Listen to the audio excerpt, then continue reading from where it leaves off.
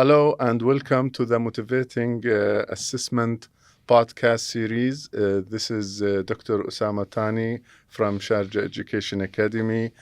And in this episode, we are diving into a very important topic that can change the way we teach and the way our students learn. The topic is converting summative assessment into formative assessment. I'm thrilled to be joined today by Dr. Ted, the founding dean of Sharjah Education Academy, and also he taught this course several times. Dr. Ted, welcome. Thank you, Dr. Osama. Very happy to be here. Thank you. Let's start with the basics. We often talk about summative and formative assessments as if they are two separate things. But are they really? How do you define the difference between them?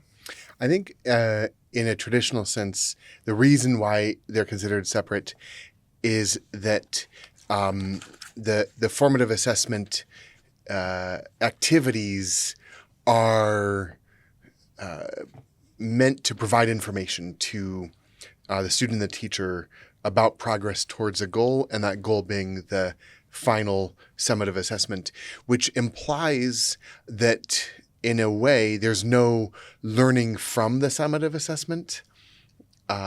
It's just the place where you pour your understanding of a topic or your ability to utilize a skill onto the page at that summative assessment time, like the moment your final exam is given or the day your final essay is due, or whatever that summative assessment is. The assumption is that's the place where you really show, and everything else is just information for the teacher or the student, maybe to some extent motivation to keep trying if it's studying, for example, and to break it down and work over time.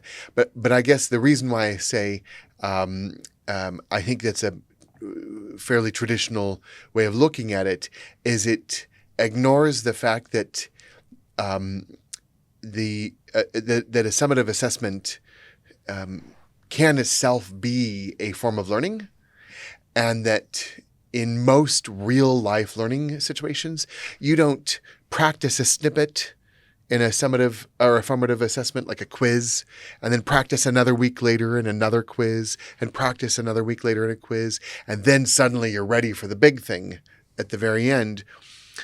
In real life, you go through trial and error, you develop a product over time, you think differently about what you intended to do, your goal, between the time you start and the time that it's finished.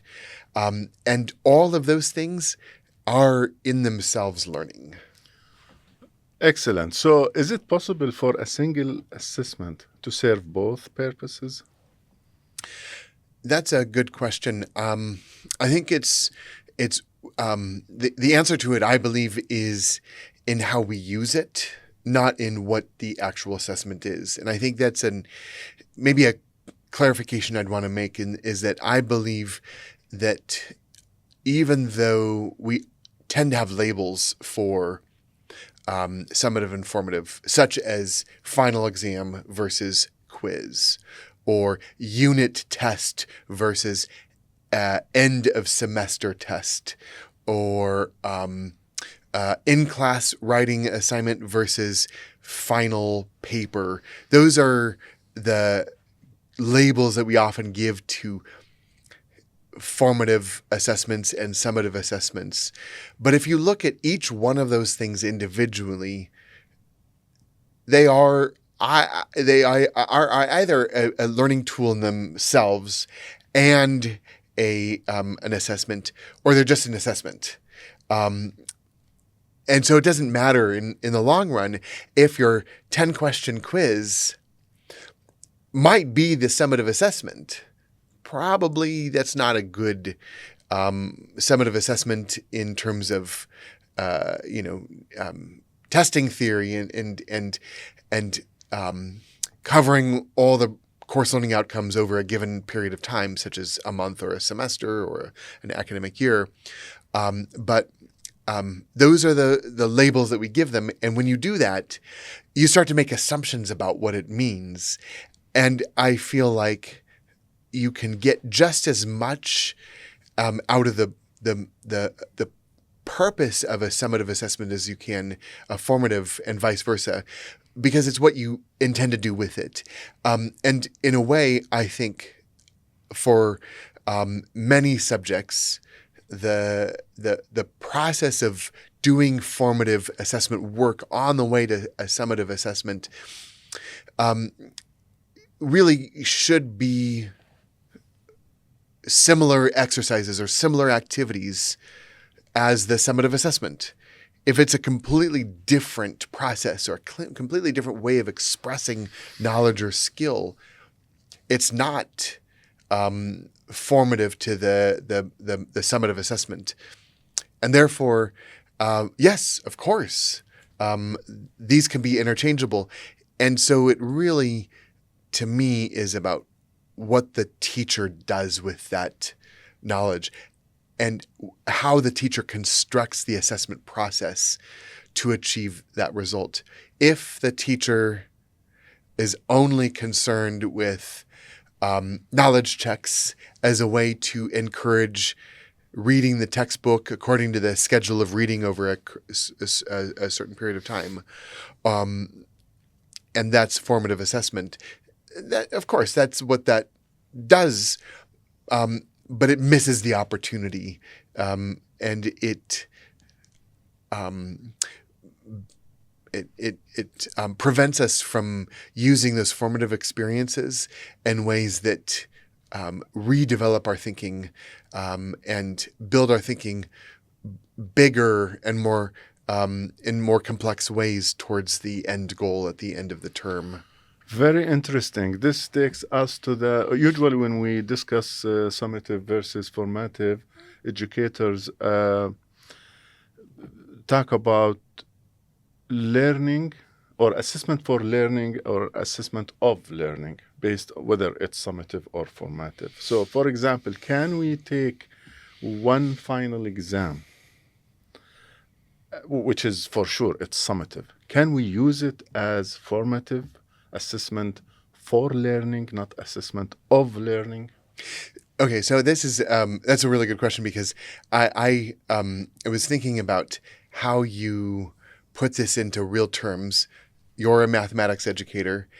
I was an English teacher for a number of years before I went into academia, and both math and language, and I'm going to, when I talk about teaching English, I'm going to talk about it in terms of the language arts concept of teaching English. So whether it's for first language speakers or second or multi-language speakers, so not about how to speak English, but how to read complex texts, how to write in either persuasive or informative manners. So if you look at mathematics, the approach I was talking about before, where you break down a larger concept into smaller quizzes or homework activities or bits of a final exam, that's the traditional way of doing it. I think in the traditional way of teaching English language arts, maybe there's a little bit less emphasis on formative assessment, because I don't think it's built in quite the same way. Except maybe if it's, let's say, comprehension over a larger text, like I remember. And I never did this when I was an English teacher, because I don't think it's the most productive way to either teach literature or to encourage a love of reading. But I remember when I was a secondary student, let's say we would be assigned to read a Shakespearean play, and every 2 or 3 days you take a little knowledge quiz. That's kind of like a mathematics quiz in a traditional sense, right? And then you build up to the final assessment. And I think in many ways, the only difference between both of those is not about the type of product that's developed, or the type of knowledge or skill that's expressed by the student, but actually it's really about often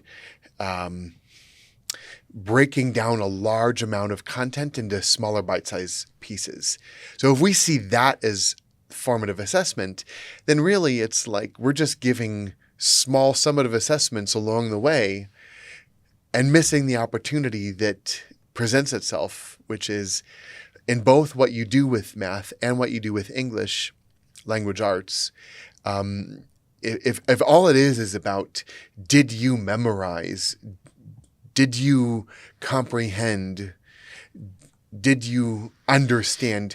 You're missing such a huge, vast opportunity of intellectual development. So to get back to your question, the way I would say it is, why wouldn't you take what is a normal summative assessment and use that along the way to build not just knowledge and skill, but to build the facility with it and to build the ownership of it over time. And let me give an example for that.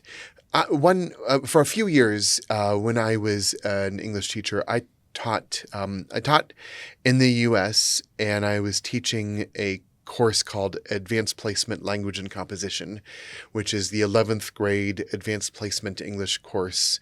The 12th grade course is for literature, so it kind of matches with how A-levels or IB often does it. So I was doing the language part, and that was really about how you analyze a text, usually nonfiction, for rhetorical skill, for language style. And then always there was a component where you had to write a persuasive essay on a particular subject.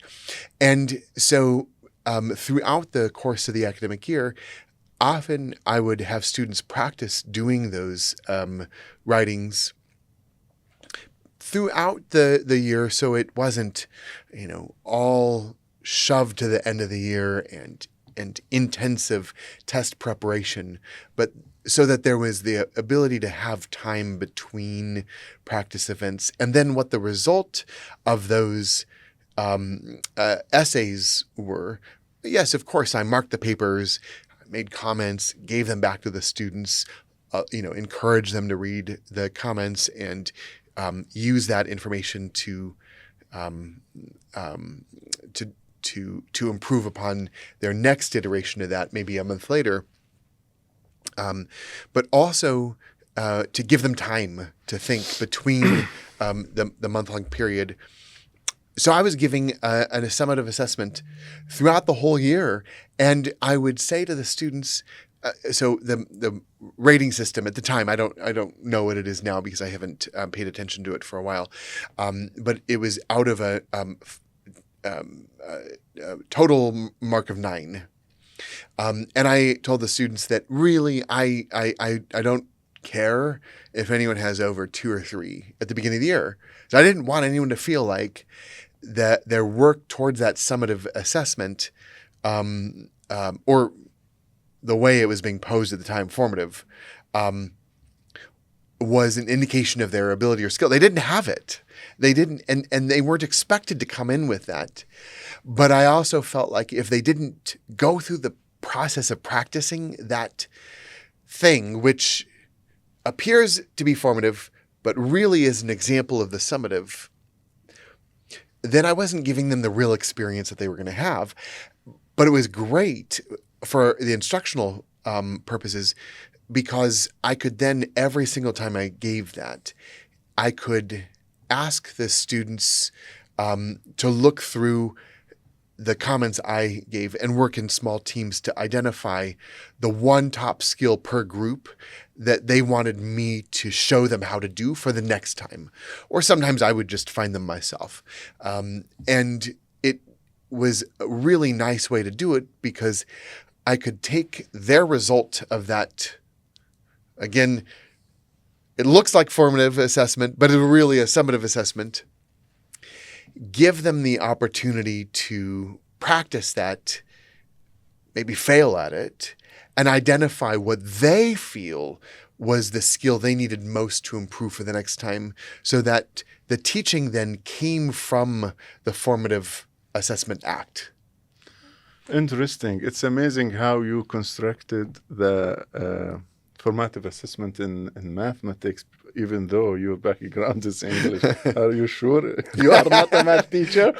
you know why? In a way, I think because I often feel like mathematics is such an ideal subject to understand the basics of teaching and learning for a couple reasons. Number one, and by the way, I think I have also noticed that a lot of research over the past 2 decades on pedagogical content knowledge has either started from mathematics or lends itself so well to mathematics that it becomes kind of a common example in a lot of research papers. And that's because of the importance of mistakes. Right. Exactly. And the reason I mention that is it relates to the practice I had, which was identifying the problems or the weaknesses from from an assessment, and using that to drive your assessment, as opposed to determining what you think is right to teach and then giving the assessment. And I think that, to me, was always, as a student in school and university, the most useful way for me to learn mathematics. When I had the opportunity to sit with a teacher or a tutor, or when the teacher decided to just do this with the whole class, to use our mistakes as students as the basis of instruction. Because it's really, and this is going back to the pedagogical content knowledge area, most of the research on that shows, for example, a multi-digit multiplication problem for, let's say, year 3 students. And because that's a format that's easily understood across many educational systems, when you see the problem being worked out on paper, and the teacher who ideally has enough expertise in the teaching, the pedagogy of mathematics, to say the wrong answer, the incorrect answer at the end, was either a clerical error or a conceptual error. And just to finish that thought, it's sort of a parenthetical thought.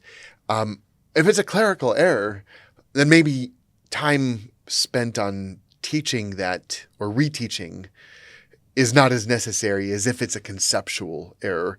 And only a really expert mathematics teacher is going to see that automatically. When you do, you then know that that's where instruction should drive from. And maybe that's the completion to my earlier thoughts. What do you do with it? What does a teacher do with it is the answer. Why do I say that a summative assessment is important to be given in the formative time frame?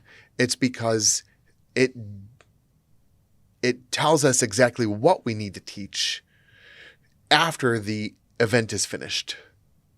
After that assessment has been taken, that's where we then know our instruction has to target those areas. And we're not going to know that if all we're doing is we're breaking it down into bits and pieces, and only formatively assessing a very, very small slice of that skill.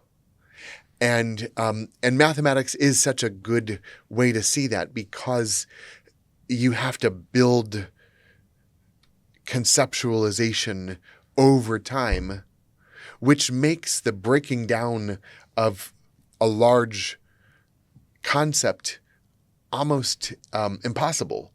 You could kind of see it a little differently with a Shakespearean play. You can take a test on Act 1, which is, formative, and another test or quiz on Act 2, and another on Act 3, and another on Act 4, and another act on Act 5, and then you do the final summative assessment to assess a student's full knowledge of that text. That makes maybe more sense than the mathematical example, because all you're doing is you're just looking at their discrete components. Yeah, they build on each other, but in mathematics, you can't learn those conceptual ideals from discrete lessons. It builds on each other and it interacts with each other. So in a way, why not start with a summative? Why not start with the end in mind? Interesting. This reminded me with the way in the past I was teaching in the math department, and my students were pre-service elementary teachers. So they used to take a math course, and I found that they have an anxiety in taking tests. So I stopped. The syllabus said every 2 weeks there is a test. So what I did, I designed the test, but I did not put it's a test or a quiz. I just broke it down into pieces using inquiry-based learning do this step. And when I enter the class, students are ready to take the exam, but I say, there is no exam today. Just take this worksheet and this work. And at the end of the semester, they discovered that they took exams and they passed, they mastered the skills without that anxiety, and I led them step by step to achieve and master the skills. In fact, yes. Now, some teachers said, we give tests and then we move on. What if we don't move on right away? How can we use that test to create a learning opportunity for our students? Yeah, I think that's the age-old issue of coverage versus depth. And frankly, I feel more and more as I spend more of my life immersed in the world of education, I feel like the idea of coverage of large amounts of content is so counterproductive. I realize there are many societal expectations. Let's take, I think a good example of this would be history.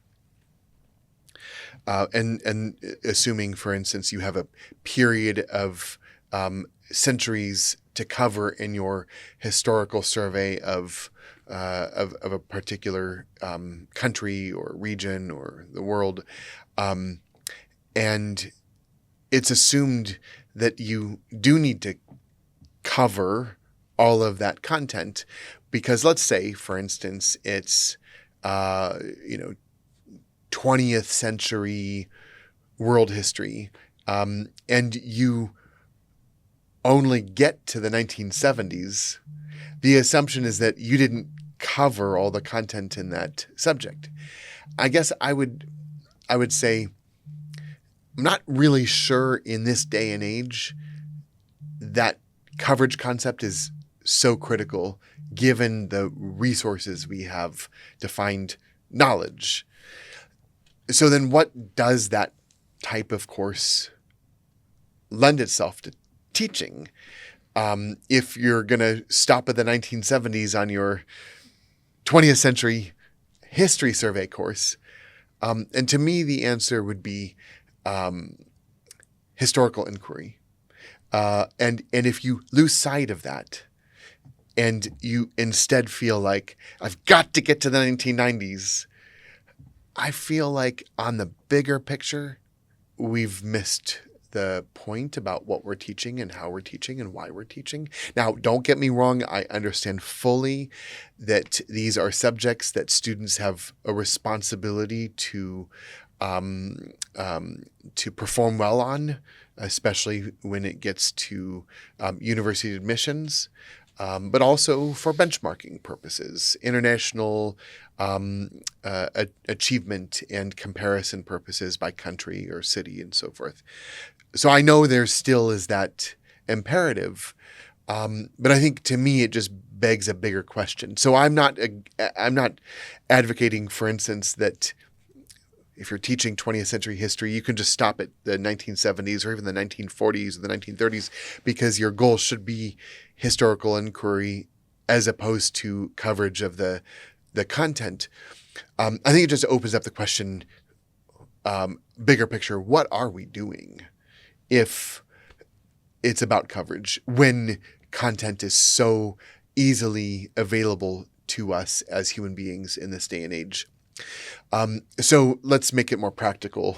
I feel I owe that to everyone listening to this, because I know that's a very idealistic way to think about it.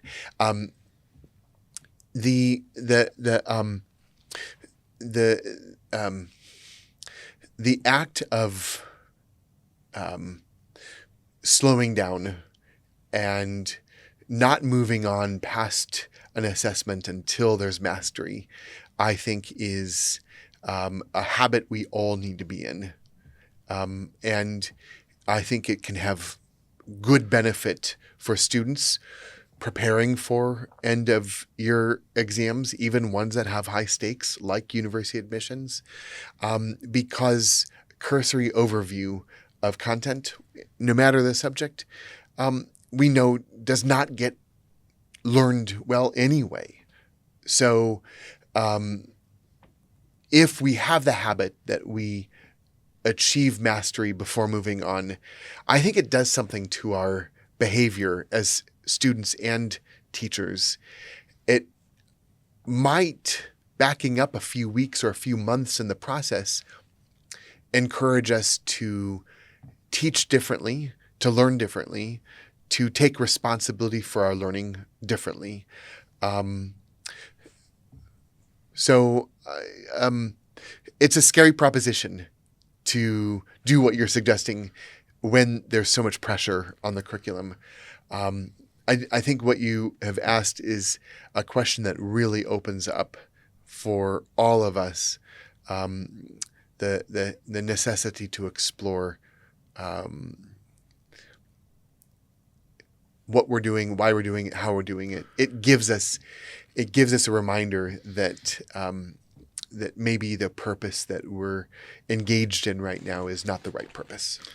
Exactly, and that was my next question. In fact, it's not about the tools; it's about the mindset. Mm-hmm. So, what mindset shifts are needed for teachers and the schools to embrace the formative potential of summative tasks? So, I think the way I would look at that is to first of all acknowledge that certain subjects, certain courses have a higher stakes nature than other courses.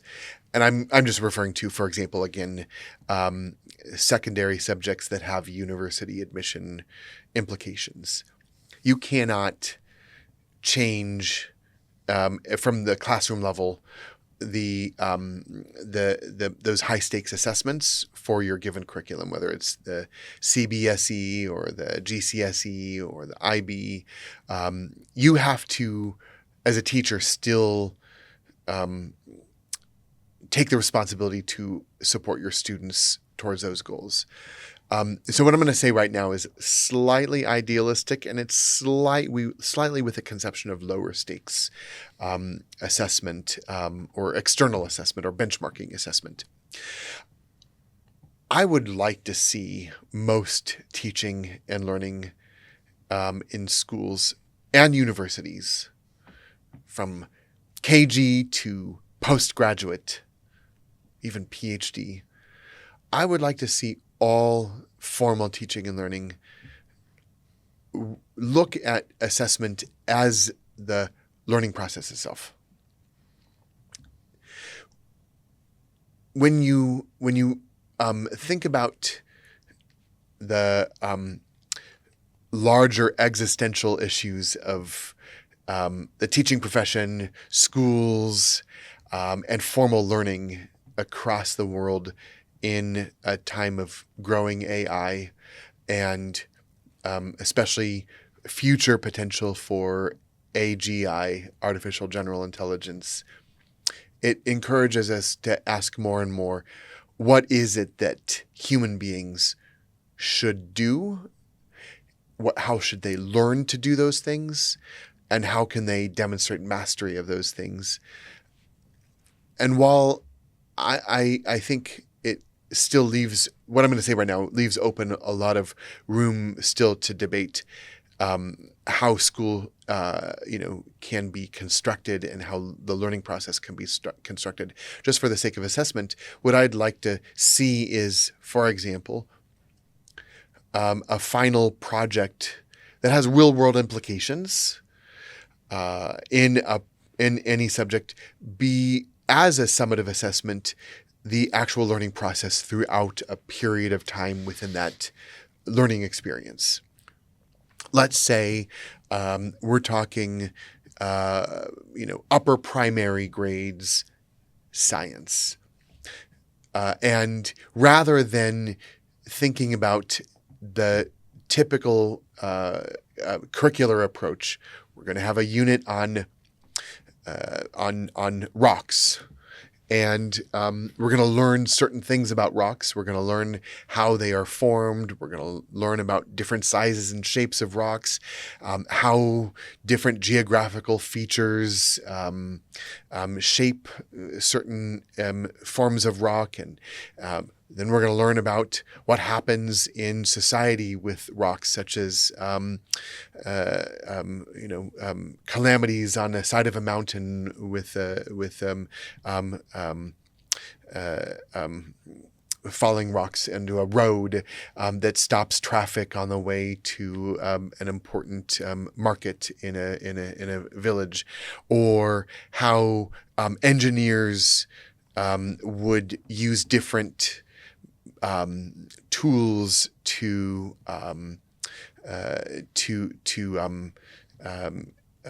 prepare land for building, for example. All the different applications. Okay, so now you know that's the whole picture that I'm trying to portray here for a learning experience.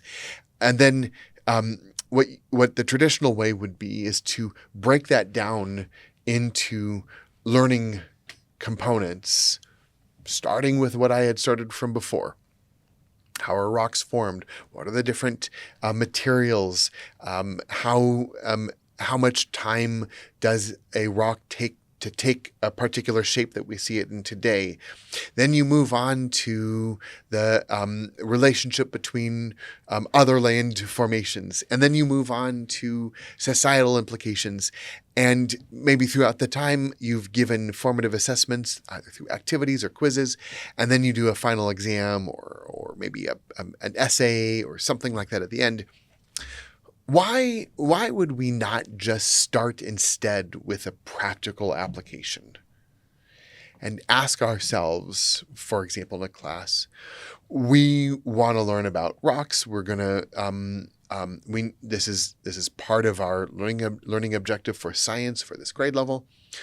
What are different ways that people or machines interact with rocks throughout the planet?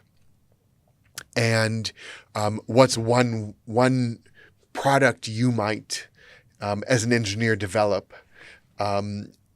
Now, let's go back and figure out what machines can manipulate that rock. Why are some rocks unable to be manipulated by certain machines? What is the physical components that make up that rock that would prevent that manipulation to occur? If you do it that way, if you start with something very practical, something that has an applied component, the very purpose of the learning is the summative assessment. You've had to break it down into formative components, or at least maybe on an individual level with between the student and the teacher. They've broken it down into formative elements. But from the very beginning, it's more motivating. And I think that's why we have the course titled in this way.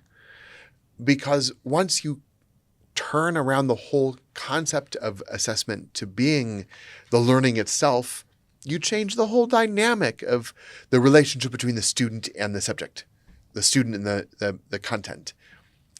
The first approach was to say, you're going to learn about rocks, and here's the objectives you have to learn about the rocks. And when we get to the applied component, I'm going to give you, as the teacher or the curriculum, I'm going to give you the applied component that you should have to think about rocks that way. The other approach is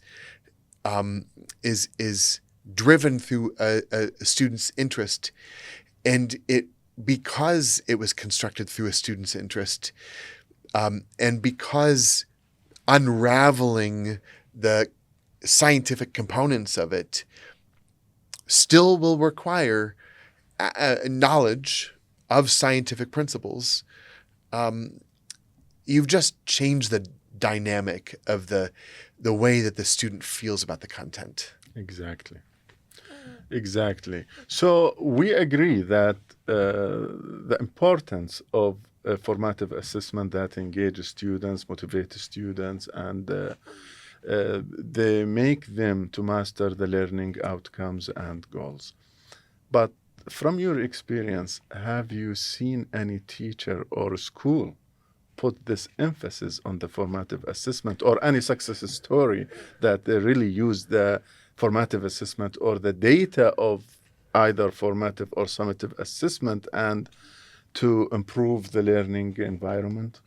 So I have seen it quite frequently, especially when students are given the responsibility to track their learning over time, to keep records of their achievement on formative assessments as a way to determine for themselves, have they been able to meet their goals, how far they have to go, and to turn around the assumption of learning as as being given directions to learning as shaping the pathway yourself.